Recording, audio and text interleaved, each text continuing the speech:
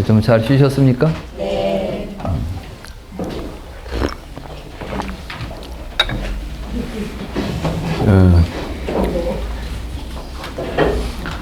사실 우리는 지금 불교에서 가장 근본적이고 중요한 지점을 공부하고 있습니다. 다시 말해서 이 세상은 도대체 뭐냐? 이렇게 물었을 때 제가 처음 불교를 공부하면서 제일 좀 의심스러웠던 게 다른 종교에서는 이 세상을 누가 만들었다, 뭐 어떻게 됐다는 이야기를 다 해요. 그죠? 근데 불교에는 그런 이야기가 없는 거예요. 속 시원하게 뭐 태초에 하나님이 천지를 창조했달지 뭐 믿거나 말거나 하여간 답은 나와 있잖아요. 정답이든 오답이든 답이 있는 거야. 우리가 묻는 물음에 대해서 이 세상은 도대체 누가 만들었습니까? 세상은 어떻게 해서 이렇게 존재합니까? 이렇게 물었을 때 그거 하나님이 만들었어. 몰라 답이 맞는지는. 그러나 대답은 했다는 이야기죠. 불교에서는 뭔 이야기를 했냐? 태초에 누가 뭘 만들었다는 이야기가 별로 없잖아요. 그런 이야기가 없어 경에. 그래서 나는 그게 불교에서는 왜 이런 문제들은 다루지 않을까?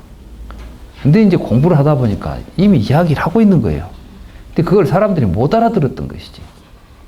다시 말해서 어떤 다라문이 와가지고 일체는 무엇입니까? 당신은 무엇을 일체라고 주장합니까? 이렇게 물으니까 일체는 12입처다 이렇게 대답한 경이 있어요. 근데 사람들이 그걸 어떻게 해석하냐 하면은 일체는 12입처다. 그러니까 입처라는 게 한문으로 쓰면 들 입자에다가 고처자를 썼잖아요. 그러니까 모든 것은 12가지 속에 포섭된다 이렇게 이제 설명을 하는 거야. 이건 아비달마적인 거예요. 다시 말해서 일체법은 12처다. 근데 일체법이라는 말하고 일체라는 말은 아주 다른 말이에요. 사실은 오원은 일체법이다 이렇게 말해요. 그러니까 세상에 있는 모든 존재들을 우리가 분류하면 5가지로 분류해서 그 안에다 들어간다 이렇게 말할 수 있지만 일체는 12입처다 할 때는 다른 개념이거든요. 근데 그걸 자꾸 혼동해가지고 일체와 일체법을 의미를 구분을 못하고 지금까지 불교를 해석한 거예요. 근데 우파니샤드에 보면 일체는 브라만이다 이런 이야기를 해요. 그러면 일체는 브라만 속에 포섭된다는 이야기를 하려고 하는 것이 아니라 브라만교에서는 브라만이 세상을 만들어요. 말하자면 이 세상의 모든 것들이 브라만 속에서 나옵니다. 이 브라만이 욕심을 내니까 내가 다양한 것이 되고 싶다는 생각을 일으키니까 그 안에서 불이 튀어나왔다는 거예요. 그러니까 불은 브라만 속에 있던 것이 나왔지 없던 것이 나오겠어요? 그래서 이제 이 우파니샤드 생각은 그렇습니다. 무에서는 유가 나올 수 없다는 거예요. 그래서 인중유가설을 써요. 원인 가운데 이미 결과가 다 있다는 거예요. 콩 속에는 콩으로 발전할 수 있는 모든 내용이 다 씨앗 속에 들어있는 거예요. 그러니까 콩을 심으면 콩이 나오고 팥을 심으면 팥이 나오죠. 팥 속에서는 콩이 없으니까 팥을 아무리 별스럽게 갖고 봐도 콩 안 된다니까. 팥은 팥되고 콩은 콩돼. 그러니까 하나의 원인은 결과를 이미 그 안에 내포하고 있어요. 속에 없는 것은 안 나온다는 거야. 이런 걸 보고 이제 인도의 인과율에 보면 인중유가론이라고 그래요. 그러면 이제 또 우연론자들은 인중무가론을 이야기합니다. 이 우연론자들은 무엇이냐면 흙 속에 무슨 그릇이 있냐는 거예요. 흙을 이렇게 만들면 그릇도 되고 기와장도 되고 막 되는데 똑같은 흙 가지고도 기와도 만들고 뭐 여러 가지 만들잖아요. 그럼 결과라는 것이 원인 속에 들어있지 않다는 거라. 그러면 결과라는 것은 우연하게 나타나는 것이다. 그럼 우리는 2가지 중에 하나를 선택해야 돼. 하나는 무엇이냐면 이 세상은 필연적인 결과냐 우연적인 결과냐. 우리는 이제 이렇게 이 세상을 우연과 필연이라는 2개의 모순된 관점에서 세계를 설명하려고 합니다. 이런 게 이제 철학들이에요. 그래서 어떤 철학은 필연론을 선택하고 어떤 철학은 우연론을 선택하게 되죠. 불교는 뭐냐는 거예요. 부처님은 그게 다 세계를 잘못 보고 있는 관점들이다라고 보는 거예요. 그래서 불교가 좀 어려워지는 겁니다. 그럼 이제 어떻게 보느냐? 브라만은 일체는 12입처다고 이야기했을 때, 일체는 브라만이라고 이야기했을 때는 이 우주를 형성하는 궁극적인 실체가 하나가 있다. 그 하나로부터 모든 것이 나온다라고 하는 생각을 했죠.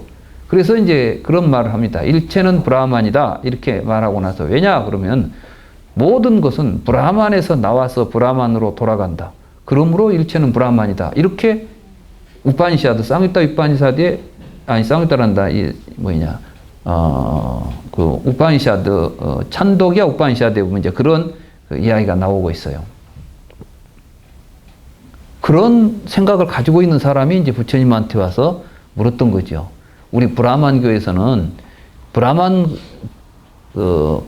브라만 신이 세상을 창조하고 모든 건 브라만으로부터 나와서 브라만으로 돌아간다고 이야기하는데 당신은 이 세계를 무엇으로 설명하려고 합니까? 라고 물었던 것 아니겠어요? 그죠? 당신은 무엇을 일체라고 주장합니까? 이렇게 말한 것은 저는 처음에 왜 이 사람이 일체를 물었는가? 일체라는 건 뭐예요? 모든 것이죠. 만약에 내가 여러분들한테 모든 것은 무엇입니까? 이렇게 물으면 여러분들이 그 말을 어떻게 이해하겠어요? 뭐 저런 질문을 다 하지? 모든 것이 무엇이냐니.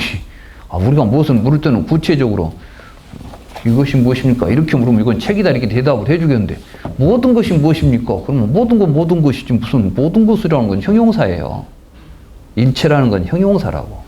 근데 이걸 지금 일체를 명사화 시켜가지고 모든 것이라는 명사로 지금 묻고 있는 것이죠. 일체라는 말을. 그건 특별한 용법이 있는 거예요. 그게 바로 그 당시 부처님 당시에 일체 그러면은 일체를 무엇으로 보느냐는 것이 여러 철학들이 각기 달리 했던 철학적 관점이죠. 유물론자들은 지수화풍 4대 4가지라고 봤고 바쿠다 까짜에나 같은 사람들은 이게 이제 7가지라고 봤고 마칼리 고살라라는 사람은 12가지로 봤고 그리고 자이나교에서는 5가지 실제가 있다고 봤고 뭐 이런 걸로 세계를 설명하려고 합니다. 부처님한테 당신은 뭘로 세계를 이야기하려고 합니까? 이렇게 묻는 질문인 거예요, 사실은. 그러니까 부처님께서 일체는 12입처다 이렇게 말했다는 것은 우리가 지금 세상이 막 여러 가지 뭐가 있는 것처럼 보이지만 이 세상이라는 것은 보고 듣고 냄새 맡고 맛보고 만지고 생각하면서 연기해서 드러나는 걸 우리가 세계라고 부르는 것입니다. 라고 대답한 거예요. 그러니까 이건 바로 불교는 연기론적으로 이 세계를 보고 있다. 사실 우리가 살고 있는 세상은 여러분들이 아무리 여러분들이 벗어나고 싶어도 여러분들이 사는 세계는 여러분의 눈에 들어오는 세상에 살아요. 그렇습니까? 안 그렇습니까? 여러분이 아무리 뭘 많이 듣고 싶어도 여러분들 귀에 들어오는 소리 밖에는 못 듣고 살아. 여러분들이 아무리 뭘 많이 만지고 싶어도 여러분들 손에 만져진 것만 여러분들은 가지고 살 수 있어. 그러니까 이 세상은 눈에 보이고 귀에 들리고 냄새에 맡아지고 만져지고 이런 것들을 우리는 세계라고 부르고 있는 것이지 그것을 떠나서 다른 세계는 우리는 생각할 수도 없고 그런 것들에 대해서 우리가 뭔 이야기를 해봐야 답이 안 나오는 이야기예요. 자, 보이지도 않고 들리지도 않고 냄새도 안 나고 맛도 안 나고 만져지지도 않은 것에 대해서 한번 이야기해 봅시다. 이야기할 거리가 있어요, 없어요? 근데 사람들은 그런 걸 가지고 이제 이야기를 시작하는 거야. 어디서? 태초의 하나님이. 하나님이 눈에 보입니까? 귀에 들립니까? 본 사람도 없고 이야기 나눠본 사람도 없는데 태초의 하나님이 천지를 창조했다고 하면서 그걸 가지고 이제 세계를 이야기하기 시작해요. 그리고 또 더더군다나 그 하나님 우리를 다 지켜보고 있대, 하늘에서. 그래가지고 죄진 놈들은 또 다 뒤에 가면 또 벌을 준대. 그러니 이게 참, 얼굴이라도 보이면 가서 사정이라도 하겠는데 보이지도 않은 거. 어떻게 할 거야, 이게. 이런 걸 종교라고 우리는 지금까지 세상이 그렇게 왔던 거예요. 부처님은 지금 그런 걸 이야기하는 거예요. 그런 걸 가지고 어떻게 세상 이야기를 하자는 것이냐. 되지도 않은 이야기를. 불교는 진실을 보자는 거예요. 진실을. 그럼 우리는 세상에 눈이 있으니까 세상이 보이는 세상이 있는 것이고 귀가 있으니까 들리는 소리가 나타나는 것이고 코가 있으니까 냄새가 세상에 존재하는 것 아니냐. 그러면 이 눈과 코, 이 나라는 것과 바깥에 있는 세상이라는 것이 서로 아무 상관없는 것들이 모여 있는 것이냐, 아니면 우리가 살아서 보고 느끼고 있기 때문에 세상이 나타나는 것이냐, 이렇게 묻는 거예요. 자, 여러분들 어떻게 대답하시겠어요? 우리가 살아서 보고 느낀 것이 우리의 세계 아니겠습니까? 그죠? 그러니까 우리는 똑같은 세계에 살지 않아요. 조선시대에 살던 사람들은 조선시대에 살다 가버렸어. 그러면 조선시대에 살던 세상은 지금 있어요, 없어요? 아, 나도 변하지만 세상도 변해. 나와 세상은 같이 변해가는 거예요. 근데 우리는 똑같은 세상에 사람들만 왔다 갔다 하면서 달라진 줄 알아. 그러나 세상은 한 번도 같은 적도 없고. 이게 세상의 진실이라는 거예요.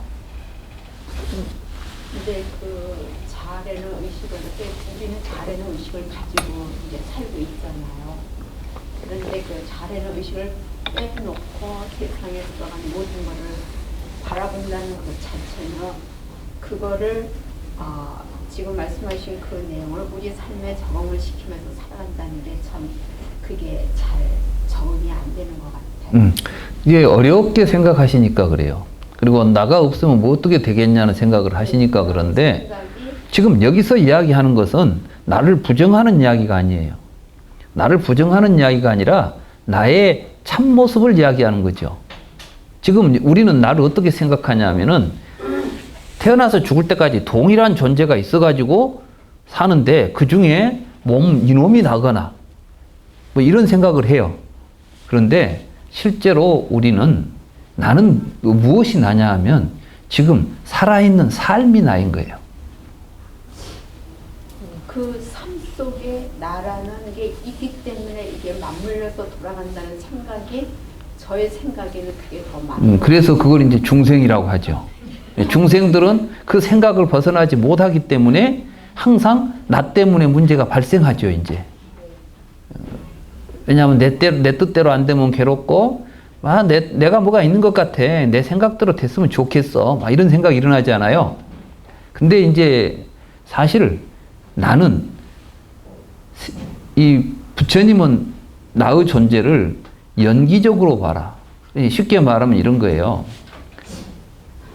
내가 지금 교수여가지고 학생들을 가르치고 있죠. 내 속에 교수가 있어가지고 가르칩니까?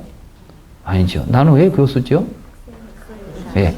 학생들이 지금 내 말을 듣고 있으니까 내가 교수인 거예요. 나 우리 집에 가면 난 교수 아니에요. 내가 우리 집에서도 교수 노릇 하려고 하면 큰일 나지. 우리 마누라한테 혼나요, 이제.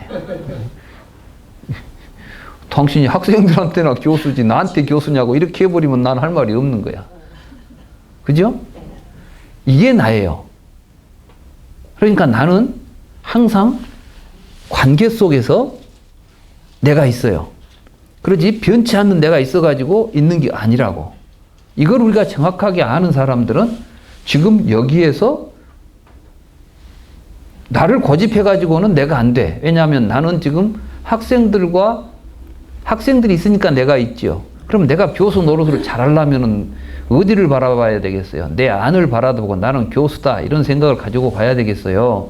지금 공부를 배우는 학생들을 향해서 학생들에게 내가 어떻게 하는 것이 내가 좋은 교수냐가 결정되겠어요. 좋은 교수가 있어가지고 학생들을 잘 가르칩니까? 잘 가르치니까 좋은 교수입니까? 그래, 좋은 교수가 없다는 이야기를 하는 게 아니야. 좋은 교수는 네 몸속에 들어있는 놈이 아니다 이거야. 네가 지금 여기서 잘 가르치면 네가 좋은 교수라고 불린다 이 말씀이에요. 그렇게 내가 있는 거예요, 우리는. 그렇게 살자는 이야기인데 자꾸 거기다 대고 왜 내가 없다고 말을 하냐. 그러니까 공이라는 말은 내가 없다는 이야기를 하려고 하는 것이 아니라, 그래서 이제 무아라는 말은 내가 없다는 이야기지만 그걸 확대해버리면 나 아닌 것이 없다는 것이 된다니까. 그러니까 지금까지는 나를 다른 것과 분리시켜가지고는 나는 생각만 가지고 있었는데, 교수는 학생 없이는 교수가 없죠. 그러니까 내가 교수일 수 있는 것은 학생들하고 같이 있을 때만 있어. 그러면요, 이제 지금 교수님 말씀 잘 알았겠는데요. 관계 속에서 이루어지는 내가 바로 나다. 이렇게 말씀을 하시는데, 그러면 내가 모든 것을 놓고 혼자 있을 때 나를 어떻게 바라봐야 될까? 그때는 뭐가 보이나 보세요. 아무것도 없는데. 그래요. 그렇게 비어 있어요. 예, 그래. 아무것도 없는 뭔가 이렇게 있어야 되는 것 같은 이제 그것은 속에서 지금까지 계속 그런 생각을, 그러니까 습이라고 그랬죠? 습관적인 것이 남아있어 가지고 그것이 계속 작동하는 거예요. 그러니까 처음에는 명상을 시켜놓으면은 그 망상들이 계속 왔다 갔다 해. 그런데 이제 계속 이 수습이 잘 되지 않아요. 그러면 적정한 곳에 있으면은 무념이 돼. 그러나 또 모든 것이 나타나도 거기에서 분별이 안 일어나면 그 고요한 상태에서나 사물을 보고 살아가는 삶에 있어서 마음이 움직이질 않아요. 그러니까 고요히 앉아서만 마음이 고요해지는 것은 이건 진정한 선정이 아니에요. 불교의 선정은. 그래서 부처님이 그 당시 인도의 브라만 수행법에 따라서 선정을 하지요. 그래가지고 무소유처, 비상, 비비상처. 이건 뭐냐? 무소유처라는 것은 아무것도 없는 거야. 의식도 없어, 의식도. 말하자면 의식이 분명하게 드러나 있는 것이 식처예요. 근데 그 식도, 그러니까 식이라는 건 대상이 있을 때만 나타나거든? 그러니까 이제 모든 대상이 없어져 버린 상태에서 대상을 끊어버리고 앉아있으면은 무소유처가 되는 거예요. 무소유처라고 해서 아무것도 없는 건 아니죠. 지금 의식이 일어나지 않고 있을 뿐이지. 살아는 있는 것이지. 그런데 그 무소유처에 들어가서 앉아있다가 부처님이 이제 물어보죠. 내가 지금 이런 경지에 갔는데 이게 그대들이 말하는 최고의 경지입니까? 그러니까 그렇다. 너는 어떻게 빨리 가냐? 너 굉장히 훌륭하다. 이 교단을 네가 맡아서 나랑 같이 한번 이 교단에서 사람들을 지도하자. 이렇게 교주가 되라고 권한 거예요. 부처님한테. 그러니까 부처님이 싫다는 거예요. 왜? 이건 내가 원하는 게 아니다. 왜냐하면은 앉아있을 때는 내가 이 선정에 들어있을 때는 아무 생각도 안 오고 무념, 무상이 앉아있을 때는 아무 고민도 없어요. 여러분들이 이 무소유처는 어떤 경지냐면 여러분들이 잠잘 때 꿈도 안 꾸고 있는 상태예요. 여러분이 깊이 잠이 들어서 꿈도 없을 때는 아무것도 없죠. 그게 무소유처예요. 실은 아무것도 없는 것이야. 실제로 우파니샤드에 보면 그 이야기가 나와요. 뭐냐면 또 우파니샤드 이야기를 하여간 또 우파니샤드에 보면 그 이야기가 나와. 왜냐하면 이런 지점들은 우리가 알고 가야 돼요. 불교 수행을 하면서 뭘 우리가 지향에 가야 할 것인가를 분명히 알기 위해서. 우파니샤드에 보면 비로짜나라고 하는 그 신하고 인드라라고 하는 신이 프라자파티라고 하는 이제 신을 찾아가요. 프라자파티는 이제 세상을 만들었다는 브라만 신을 다른 말로 말하면 또 프라자파티라고도 부르는 거예요. 이 프라자파티에게 찾아가서 아트만에 대해서 물었어요. 우리가 참된 자아는 무엇입니까? 그러니까 처음에는 가서 물을 한번 들여다봐라 한 게 물에 보이니까 뭐가 보이죠. 그게 아트만이다 그랬어요. 그러니까 이 형태, 이 몸을 우리는 자아라고 처음에 보고 산다는 거예요. 근데 이제 비로자는 악마거든. 악마는 그걸 보고 이것이 나는 자아를 찾았다고 가버렸어요. 근데 이제 인드라는 가다 보니까 이 몸이라는 것은 뭐 못 먹으면 홀쭉해지고 잘 먹으면 살이 찌고 화장하면 이뻐지고 뭐 이렇게 보니까 계속 변하지 않아요. 이 변하는 것이 진정한 날까? 이건 아닌 것 같아. 가서 이제 물었어요. 그러니까 너 잘 왔다. 근데 그놈은 뭣도 모르고 가버렸다 지금. 다 알지도 못하고 가버렸다. 그래서 악마들은 항상 이 육체적인 것을 자아로 생각하고 살아가는 사람을 악마라고 부른다 그래.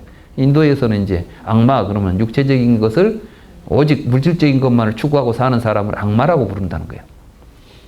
그런데 이제 이 사람은 들어와 가지고 다시 한참 있으니까 꿈속에서 있는 놈, 꿈속에 나타나는 놈이 너다 그래. 근데 꿈꾸면 내가 있지요. 근데 그놈은 이 모양을 갖고 있자면 꿈에서는 지하고 싶은 대로다가 하지 않아. 막 자기가 그렇게 뭐가 영화배우가 되고 싶었는데 꿈에서는 영화배우도 한번 해보잖아. 그러니까 이제 이게 뭐든지 잘 되고 마음대로 되는 내가 있다고 생각한 거죠. 의식적으로. 근데 그 말을 듣고 가다가 생각해 보니까 꼭 좋은 꿈만 꾸는 것도 아니야. 꿈꿀 때 보면 악몽도 꾸잖아요. 그럼 뭐 나라는 놈이 어떨 때는 재밌고 어떨 때는 괴롭고 이게 진정한 난가? 또 와서 물었어요. 그러니까 이제 너 잘 왔다. 아직은 그것이 전부가 아니다. 하나를 또 가르쳐줘. 그게 뭐냐면 잠을 잘 때 꿈도 없이 자는 그놈이 너다. 이런 식으로 이제 이야기가 되는 거예요. 그러니까 이게 무소유처를 이야기하는 거예요. 부처님은 거기서 무슨 이야기를 하냐면 그러면 죽은 놈하고 무슨 차이가 있냐 이거야. 우리가 얻고자 하는 열반이라고 하는 우리의 행복한 삶이 아무 의식도 없이 그냥 죽어있는 상태가 그러면 우리가 말하는 열반입니까? 내가 그걸 위해서 우리가 수행을 해야 되겠습니까? 부처님은 그걸 분명하게 이야기하에 그 자리에서 해요. 그리고 이제 나와요. 그러고 나서 비유상 비무상처. 여기에 이제 우타카라마 붓다라는 수행자를 찾아가죠. 근데 거기 가니까 또 이제 가르쳐줘. 근데 거기도 뭐냐면 유도무도 아닌 미묘한 상에 이게 있다는 생각을 붙잡고 있는 거지. 근데 선정에서 나오면은 그건 없어져 버리는 거예요. 그러면은 지금 내가 얻은 선정하고 일상적인 삶이 일치하지 않는다면 우리가 수행을 해가지고 일상적인 삶을 떠나버리고 그런 데서 혼자 선정 속에서만 머물러 사는 것이 불교의 목적이겠느냐 하는 것이지. 부처님은 아니다고 보는 거예요. 그러면 뭘 원합니까? 부처님은 무엇을 하든 밥을 먹든 거든 이게 행주자와 어묵동정이라고 그러죠. 행, 가고, 주, 머물고, 좌, 앉고, 눕고 이거 일상생활이에요. 어묵동정, 말을 하고 침묵을 지키든 말을 하든 움직이든 멈춰 있든 항상 우리의 마음이 여여한 상태에서 살 수 있으면 좋겠다는 거지. 그런 마음의 자리를 어떻게 찾아갈까를 찾았던 거예요, 불교가. 아시겠어요? 그걸 알려면은 이 세상이라는 것이 바로 내가 내 눈에 의해서 보이고 내 삶을 통해서 세상이 전개되니까 이제 이 삶의 모든 주인공은 누굽니까? 나예요. 그래서 주인공아 이렇게 부르는 거지. 뭐 주인공이 속에 뭐가 하나 있어가지고 그놈 찾는 것으로 이야기하는 것이 아니라 봐라 이 말이야. 우리가 삶 속에서 항상 보면 내 삶의 주인이 나라는 것을 항상 자각하고 살자. 그런 다음에 이제 여러분들이 이런 것들에 대해서 휘둘리겠어요? 아니면 여러분들이 이걸 부리고 살겠어요? 보기 싫은 놈이 앞에서 막 까불어. 그러면 여러분들은 에이 저 보기 싫은 놈 막 속이 상하지. 근데 부처님 그렇게 안 봐. 부처님에게는 이미 보기 싫은 생각이 없으니까 그 사람을 어떻게 보냐면 저 사람이 무지해서 지금 자기에게 자기가 어떤 지금 행동을 하고 못된 생각 때문에 지가 고통에 빠질 걸 모르고 저렇게 하는구나. 부처님 눈에는 어떻게 보이겠어요?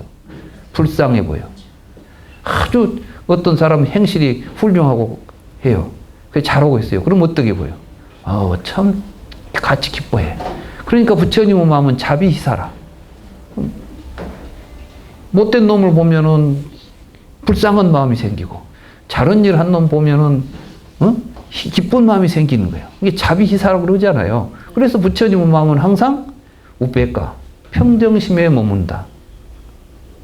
이게 이제 선정이에요. 불교를 우리가 이제 공부를 좀 제대로 하려면 이렇게 일체가 십이입체다. 일체는 우리의 마음에서 일어나고 있다. 보고 듣고 그럼 우리가 어떻게 보고 어떻게 느끼냐에 따라서 우리는 어떤 세상이 나오는지를 이제 이해를 했다고 한다면 그래서 이제 여러분들은 무엇을 보더라도 여러분 생각으로 보니까 그게 기분 나쁘고 나쁜 것이에요. 그런 걸 떠나서 본다면은 여러분이 상대하는 모든 사람은 여러분에게 나는 나에게 무엇을 해 주세요라고 말하고 있는 것이죠. 뭔가 지금 막 고통 속에 막 뭔가 문제를 저지르고 있다면 그 사람은 나는 지금 괴롭습니다. 그 사람 볼 때는 어떻게 해야 되겠어요? 저 못된 놈이다 이렇게 욕하는 것이 아니라 저 사람은 도움을 필요로 하구나. 우리는 그 사람을 위해서 뭔가를 도와야 되고 우리는 서로 이런 눈을 가지고 세상을 볼 수 있는 이야기를 하는 것이지 지금 불교에서 뭐 무아를 이야기한다고 해서 내가 없어져 버리고 막 어떻게 살까? 지금 우리가 불교를 오해하기 때문에 혼란을 겪고 있는 거죠. 부처님은 성복을 하고 나서 일상적인 삶이 우리하고 같았어요? 달랐어요? 같았어요. 밥 먹을 때 밥 먹고 배고프면 밥 얻어 먹으러 가고 그러나 똑같은 모습으로 살지만은 마음의 세계는 달랐죠. 겉으로 드러난 모습은 똑같았잖아요. 그리고 부처님도 화도 내고 그랬어요. 화를 전혀 안 낸 게 아니야. 화를 내도 부처님은 막 그 사람을 막 미워하고 하는 게 아니라 꾸짖죠. 어리석은 사람에 대해서는 꾸짖기도 해요. 그렇지만 부처님은 속에서 막 화가 나가지고 막 화풀이를 하진 않아. 다만 그 사람을 위해서 꾸짖는 말을 하는 것이지. 우리는 이제 이런 것들을 통해서 그러니까 어려우면 부처님 어떻게 살았는가를 보면 잘 알 수 있어요. 성부로 경지는. 아시겠죠? 여기서 이제 중요한 것이 오늘은 이번에는 오치원이 곧 괴로움이다. 불교에서는 괴로움을 없애자는 것이죠. 불교의 목적은 뭐예요? 행복하게 살자라니까. 어떤 이야기까지 나오냐면 어찌 됐든 무슨 짓을 하든 행복하면 불법이에요, 이게. 그 뭐 행복한 것이기에 조건이 없어. 어떻게 해서든 이것이 행복해질 수 있는 길이 부처님이 우리에게 보여준 길인데, 그러려면 우리가 행복하려면은 뭘 알아야 되겠어요? 그렇죠. 행복은 괴로움이 제거되어 나타나잖아요. 그러니까 이제 괴로움이 어떤 놈인지를 알아야 그 놈을 없애서 우리가 행복을 얻을 거 아닙니까? 그래서 이제 이게 전쟁에다 비유를 해요. 전쟁. 근데 수행은 전쟁과 비슷한 거예요. 뭐냐면은 적을 무찌르고 평화를 찾아야 되지 않습니까? 그럼 불교에서 지금 목표로 해가지고 싸워야 될 대상이 누구냐 이거예요. 이제 기독교 같은 데서는 우리를 불행하게 만드는 것이 뭐죠? 악마잖아. 그러니까 이제 악마를 없애야 되잖아요. 그래서 항상 보면 악마하고 전쟁을 하잖아요. 근데 그 악마가 어디가 있어요? 아니. 기독교에서 악마는 밖에가 있어. 그러니까 이제 천사는 우리 편이고 악마는 적이죠.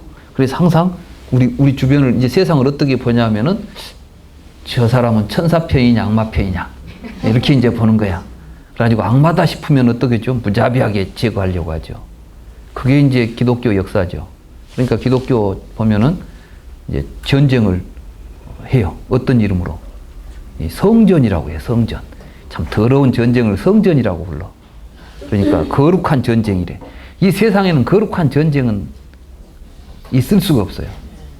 그런데 거룩한 전쟁이라는 이름으로 그들은 1000년 동안 이슬람하고 싸우잖아. 그게 기독교 역사예요. 우리가 알고 해야 돼. 알고. 우리가 뭘 보더라도 제대로 알고 봐야 돼요. 모르고 보니까 뭐 사랑이요 뭐 이런 이야기 했으니까 진짜 훌륭하다 하지만 사실 그 역사를 보고 그 본질을 보면 참 무지하고 몽매하고 이건 정말 잔혹하기 짝이 없는 역사를 가지고 있는 종교들이에요. 불교에서는 그럼 무엇을 무찌르자고 하느냐? 그 적이 어디에 있느냐?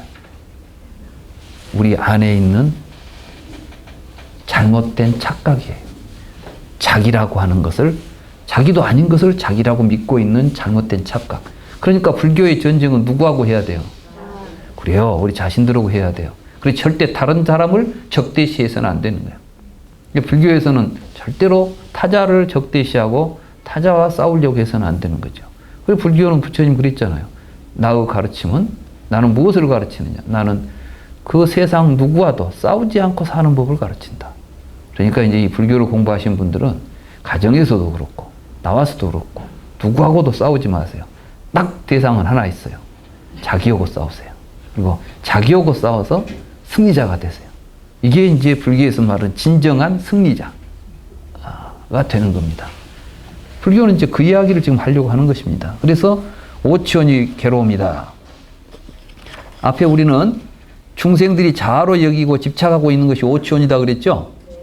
오치원은 다른 말로 말하면 이 몸, 그리고 이제 우리가 마음이라고 부르는 느끼고 생각하고 행동하고 의식하는 마음, 이 5가지를 우리는 자아라고 우리가 느끼면서 살고 있다는 것이에요.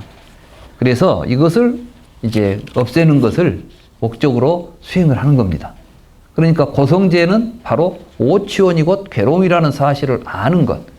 다른 말로 말하면 우리가 붙잡고 있는 내가 원수다. 이걸 아는 거예요. 그러니까 이제 무찔러야 될 것은 내가 지금 나라고 붙들고 있는 허망한 내 생각을 내가 없애야 되는 거죠. 읽어볼까요? 그 코끼리 발자국 비유의 큰 경애에 존자들이여 고성제란 어떤 것인가? 같이 한번 읽읍시다. 태어남이 괴로움이고 늙음이 괴로움이고 죽음이 괴로움이고 슬픔, 비탄, 고통, 근심, 불안이 괴로움이고 원하는 것을 얻지 못하는 것이 괴로움이라오. 욕컨대 오치원이 괴로움이라오. 이렇게 돼 있어요. 제가 그대로 번역한 겁니다. 그럼 이 말은 무슨 말이냐면 앞에는 실질적으로 우리가 느끼는 일상적인 삶 속에서 느끼는 괴로움들이에요. 어떻습니까? 여러분들은 이 태어나서 살아가는 과정이 괴롭죠? 인생은 고해다 부처님 말씀하셨는데 실제로 괴로워요. 청춘은 아름다워라? 내 경험에 의하면 청춘 때 제일 괴로웠어. 정말 그랬어요. 나도 지금 항상 우리 학생들을 보고 있지만은 아름답게는 보이는데 속은 괴롭구나. 겉으로 보면 아름다워 보이죠. 근데 그걸 거쳐가는 이 청춘들은 참 괴롭겠어요. 지금 내가 생각해 보니까 내가 청춘이었을 때보다 나는 훨씬 심리적으로는 편해요. 그때는 불안해. 나는 도대체 어떻게 살까? 내가 무엇이 될까? 얼마나 불안해요. 그래서 내가 정말 한 길 앞질, 내일 일도 모르겠는데 앞으로 내가 살 일이 얼마인데 나는 어떻게 살아야 되지? 이런 생각하니까 너무 답답하더라고. 헤세 소설을 한번 읽었어. 헤르만 헤세 뭐더라? 차륜 밑에선가? 아니면 어디 하여간 내가 그때 이제 워낙 헤세가 좋아가지고 헤세 소설들을 몇 권 이제 읽었죠. 근데 그 중에 하나인데 그때 어떤 이야기를 하냐면은 청춘은 괴롭다고 해놨더라고. 그래서 어쩌면 이렇게 내 마음을 잘 이야기했지? 그 다음에 이제 뭐라고 하냐 하면은 그러나 그 청춘은 노년에 되돌아볼 때 아름다운 것이다. 이렇게 써놨더라고. 그러니까 청춘이 아름답다는 판단은 늙어서 하는구나. 젊어서는 못하는 것이구나 이게. 그때 사실 나는 이제 참 어린 그런 것이기에 그냥 너무 힘드니까 삶은 뭐대? 막 이런 생각도 하고 죽어버릴까? 이런 생각도 이제 하던 때인데 그 이야기를 딱 보는 순간 용기를 얻었어요. 그래. 아름답다는데 이걸 뒤돌아볼 때까지는 한번 내가 살아나 보자. 헤세의 말이 맞은지 내가 노년에 가서 되돌아볼 때까지는 아름다움을 한번 느껴보려면은 죽으면 안 되겠구나. 근데 이제 보니까 맞아요. 그리고 헤세라는 사람이 참 굉장히 서양의 소설가 중에서도 헤세는 서양의 다른 소설가들하고는 좀 다릅니다. 왜냐하면은 이제 서양의 대부분의 소설가들은 서양 문화하고 연결도 있어요. 그래서 낭만주의 해가지고 로미오와 줄리엣 말도 안 되는 사랑 이야기가 진실인 것처럼 전개되는데 헤세는 인생을 굉장히 깊이 성찰하죠. 왜 그러냐면 이 사람은 인도에서 살았거든. 인도에서 아버지 따라가서 살았던가 하여간 어린 시절을 인도에서 보내고 인도 문화에 굉장히 익숙해요. 그렇기 때문에 그 소설의 전반이 전부 인도와 연결도 있어요. 그러니까 헤세 소설의 헤세 소설을 이루고 있는 것은 이 서구의 의식이 아니에요. 그래서 서양 사람들이 열광을 해버린 거야. 왜냐하면은 우리가 가지고 있지 않은 새로운 정신 세계가 이제 드러나니까. 그래서 시타르타, 게르트루트, 이런 것들이 다 이제 인도 사상하고 연결된 책들이죠. 데미안 이런 게 다 그래요. 근데 아무튼 헤세 이야기 할 때가 아닌데. 그래, 우리는 인생을 살면서 많은 괴로움을 느끼고 있습니다. 그런데 실제로 우리는 뭘 모르냐 하면 이 모든 괴로움들의 실체를 몰랐던 거예요. 근데 여기서 지금 부처님이 말씀하신 내용, 그러니까 여기서 가장 중요한 것은 생로병사가 아니야. 제일 중요한 것은 욕컨대 오치원이 괴로움이다. 이렇게 지금 이 말이 중요한 거예요. 그러니까 실제로 말하면 우리의 괴로움은 우리 안에 있는 허망한 자아의식이다. 그러니까 이제 그걸 우리가 분명하게 인식해야 돼요.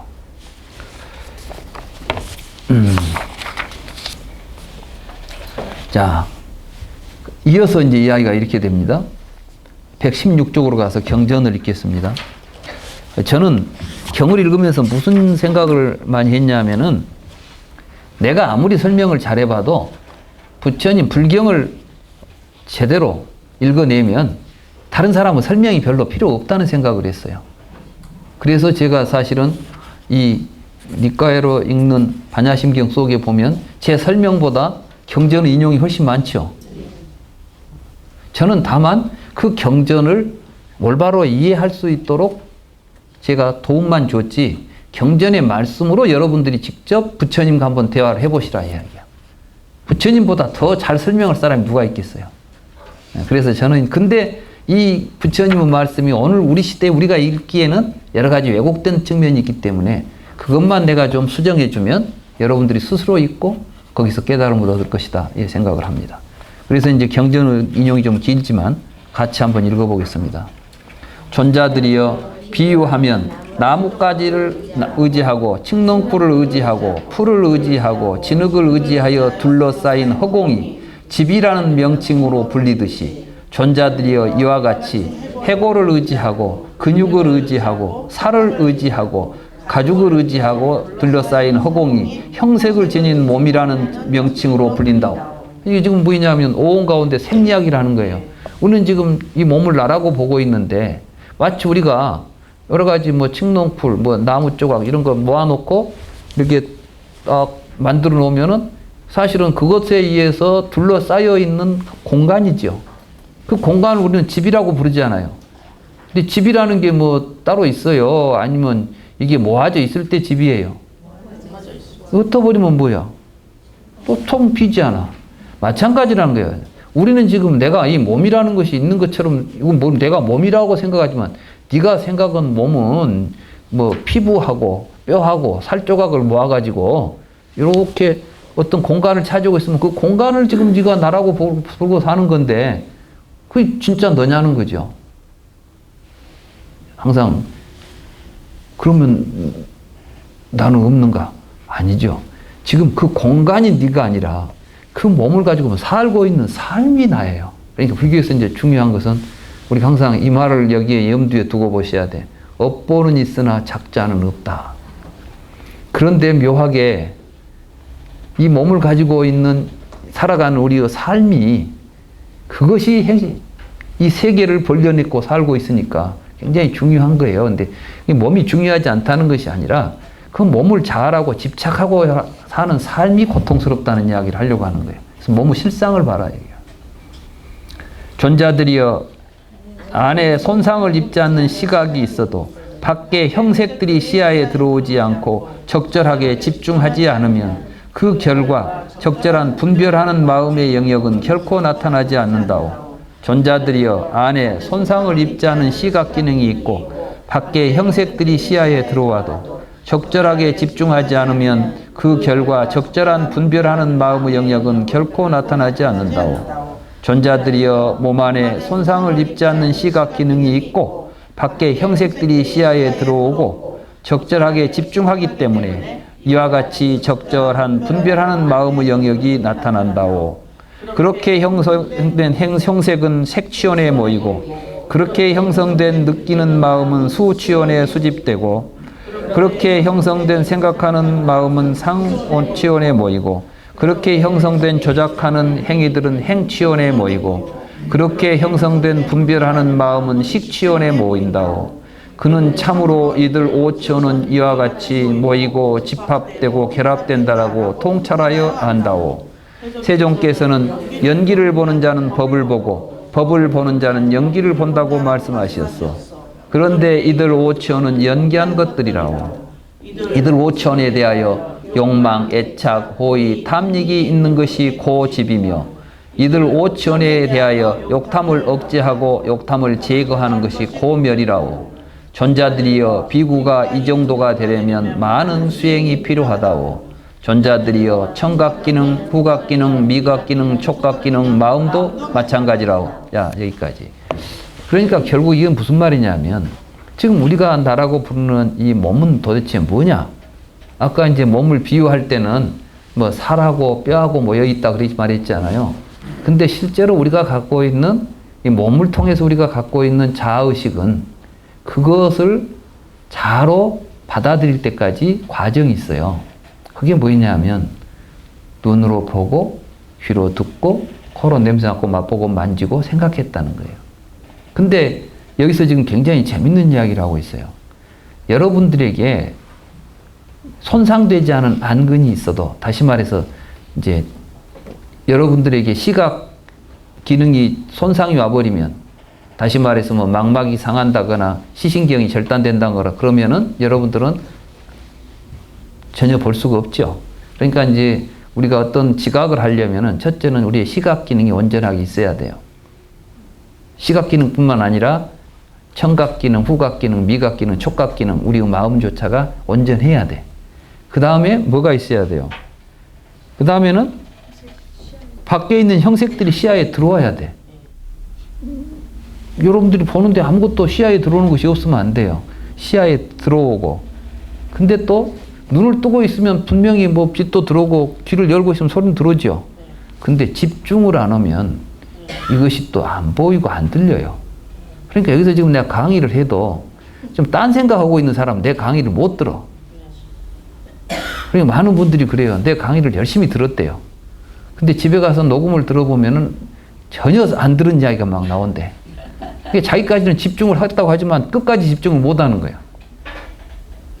내가 보니까 공부를 잘하는 학생들이 집중력이 좋습니다.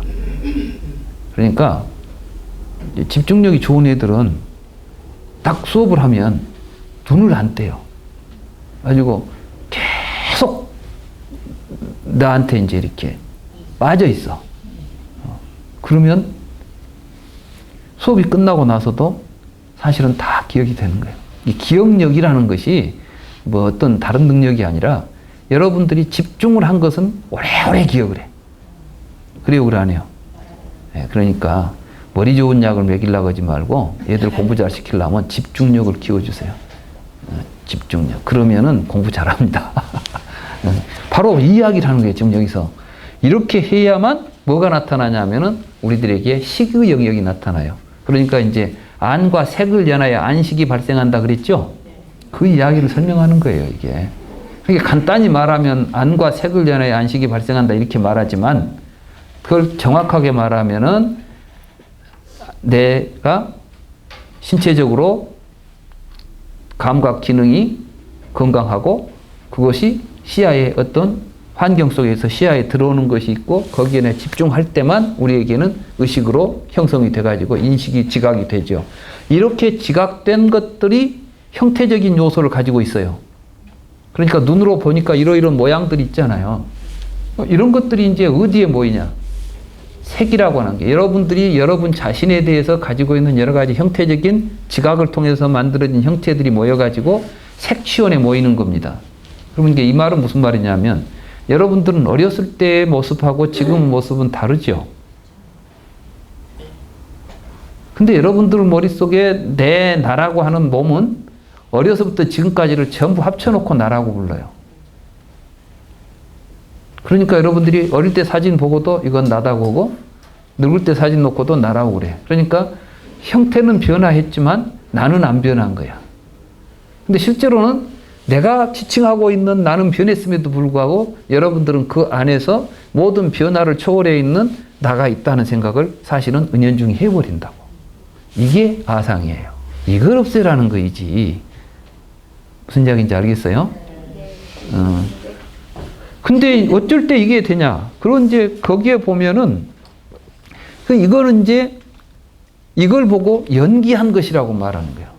그러니까 이렇게 연기한 것을 보는 자는 법을 본다 그 말은 뭐냐면 다시 말해서 일체의 모든 것들은 연기한 것이에요. 그러니까 연기를 보는 자가 이 다르마, 이런 식으로 연기한다는 것을 이 다르마의 본성을 보는 거예요. 유명한 말이죠. 연기를 보는 자는 법을 보고 법을 보는 자는 연기를 본다. 그런데 여러분들은 나를 연기하는 나로 보질 않아. 내 몸 안에 실제하는 나로 보고 있으니까 문제지. 무슨 이야기인지 아시겠어요? 이렇게 여실하게 보면 아까 이제 그렇게 보기 때문에 그게 문제가 돼서 그렇죠. 아까 측면을 그렇죠. 예. 근데 내가 이제 그래서 그랬잖아요. 나는 내가 지금 여기 있는 것은 누구를 연해서 있어요? 여러분을 연해서 내가 있는 거야. 그러니까 나는 항상 연기하고 있는 것으로서 내가 있지 독자적으로 있질 않아. 그렇기 때문에 내가 지금 여기서 바르게 산다는 것은 무엇이냐면 지금 내가 막 맺고 있는 이 인연들을 이 연기를 또 인연이라고도 부를 수 있는 거예요.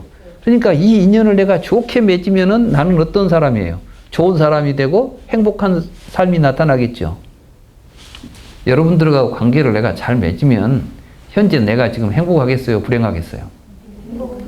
그렇죠. 근데 내가 여기서 여러분들과 갈등을 겪고 있다고 한다면, 좋지 않은 관계를 맺은다면 나는 어떤 나예요? 괴로운 나고? 그래, 나는 이렇게 인연 따라서 나타나고 있는 것이 나지. 나라는 실체가 없어요. 그러니까 내가 없다는 이야기를 하려는 것이 아니라 태어나서 죽을 때까지 태어나서 죽는 놈은 없다는 것이요. 지금 여기서 항상, 지금 여기에는 항상 여러 인연들과 함께 더불어 있는 연기하는 구조로서의 존재가 있을 뿐이에요. 그러니까 이걸 보는 자는 바로 법을 본다. 그러니까 이 법에 맞춰서 사는 것이 이제 불교예요. 그래서 부처님의 가르침을 또 다르마라고 부르는 거예요. 그러니까 이 다르마라는 말이 불교에서는 이제 여러 존재를 의미하는 말이 되는데 바로 연기한 것들을 다르마라고 부르고 그 연기한다는 그 사실의 기초에서 우리들이 살아갈 바른 길이 나오기 때문에 또 부처님은 그걸 가르쳐서 다르마라고 부르고 다르마라는 말 의미가 불교적으로는 굉장히 의미심장한 것입니다. 그래서 결국 이 괴로움이 이제 고성제를 아까 이야기했잖아요. 오천이 괴로움이다. 무엇이 고집이다고 하냐 하면은 이 오천에 대하여 욕탐을 일으키고 욕망을 일으키고 애착하고 허위하고 탐닉하는 거. 그러니까 우리 인생이라는 게 전부 지금 자기 좋자고 사는 인생들이에요. 그래가지고 이 몸을 갖다가 애착하죠. 그래서 이 몸이 좋아하는 걸 호강시켜 주려고 노력 많이 하잖아요. 먹고 싶은 것 먹여줘야 돼. 입고 싶은 것 입혀줘야 돼. 막 이렇게 살잖아, 우리 인생. 여러분들 감정에다 얼마나 여러분들이 또 애착을 하고 또 그놈을 또 호의를 가지고 그놈한테 또 공을 드립니까?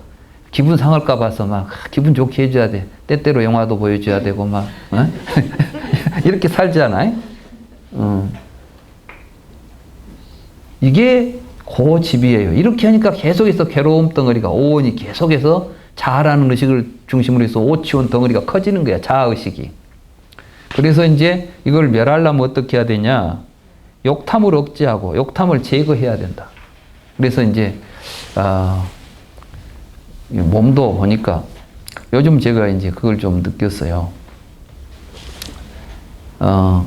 몸이 요즘 이제 나이가 드니까 운동량이 좀 부족하고 또 제가 한 환갑 지나면서부터 그 전에는 제가 이제 테니스를 쭉 계속 했는데 팔이 아파가지고 라켓을 들고 칠 수가 없어서 몇 년 동안 이제 테니스를 못 했어요. 그러다 보니까 몸이 이제 막 불고 얼마 전에 내가 이번 추석에 음식을 좀 먹고 났더니 숨이 가빠. 내가 이제 많이 이제 음식을 좀 과식을 했겠죠. 명절이라. 그때 내가 이제 느꼈어요. 이놈, 이 몸이 하자는 대로 했더니 큰일 나겠구나. 이러니까 이제 몸 자체가 건강을 해칠 뿐만 아니라 고통을 가져와요. 그래서 이제 첫째는 이제 음식을 좀 절제하고 예전보다 적게 먹어야 되겠다. 힘을 많이 쓸 때하고 늙을 때하고는 틀리잖아요. 근데 막 똑같이 먹는 건 습관대로 먹어버리고 늙었는데 몸은 소화도 못 시키면서 이제 이제 살이 찌더라고. 늙으면 살찌게 되잖아요. 운동이 부족해서 그런 것 같아요. 그래서 이제 운동을 좀 더 해야 되겠다. 그래서 이제 또 아침에 좀 또 뛰기도 하고 뭐 이런 걸 해야 되겠다고 생각해서 이제 해요. 근데 해보니까 금방 효과가 나타나는 거예요. 뭐 며칠 하니까 벌써 몸이 가벼워지고 달라지는 거예요. 그래서 이 몸을 이렇게 막 아까 말한 대로 여기 보면 뭐라 그러냐면 애착을 하고 호의를 하고 그 탐닉을 한 게 아니라 이놈을 가지고 이제 절제를 할 줄 알아야 되고 이놈을 잘 제어해 가지고 우리가 부릴 줄 알아야 돼요. 그러니까 오온이라는 놈을 주인으로 모시고 살면 괴롭고 그놈을 종으로 부려가지고 뭘 만들어야 되냐. 이놈을 가지고 계신을 만들어야 돼. 다시 말해서 이제 이 몸을 가지고 바른 행동을 하고 올바른 덕행을 쌓는 일을 해야 되고 그리고 내 마음 속에서 막 감정에 좋은 감정, 뭐 좋아하는 감정만 맞춰주려 한 것이 아니라 마음을 항상 평정하니 갖도록 고락에 휩쓸리지 않도록 선정을 잘 닦아서 지혜로운 생각을 가지고 모든 욕망으로부터 해탈해가지고 해탈지견을 얻어가는 도구로 삼아가는 것을 우리가 이제 멸이다 이렇게 말하는 거예요. 그러니까 불교 수행은 오온을 통해서 하는 것이고 오온의 실상을 알아서 오온으로부터 오치온, 오치온으로부터 오분법신으로 우리의 삶을 변화시키는 것 이런 게 이제 불교 수행이 되는 것이죠. 그래서 이제 그런 이야기들이 결국 그러니까 뭐예요? 오온 계공 도 실체고액 일체고액 그랬죠? 관자재 보살이 행심반야 바라밀다시 오온 계공 도 일체고액 했다 하는 이야기는 이렇게 오온이 곧 괴로움이기 때문에 수행자들은 오온을 관찰해 가지고 그 실상이 비어있음 연기하고 있음 이것을 통찰하는 거예요. 여기서 이제 한 가지 공은 연기하고 같은 말이에요. 비어있다는 것은 연기한다는 말이죠. 아무것도 없다는 이야기가 아닙니다. 아까 무화 그러니까 그 무화 같으면 얼마나 허무합니까 그런데 불교의 무화설은 그 안에 살고 있는 내가 없다는 이야기고 그러면 너는 누구냐 그러니까 연기하고 있는 것이 나다. 비어있는 것이 나다. 공이 곧 우리의 본성. 그래서 그걸 보고 옛날부터 실상이라고 불렀어요. 참모습. 아무것도 없는 것이 아니라 우리의 참모습이 공이다. 이렇게 이해하는 겁니다. 오늘 여기까지 하죠. 네.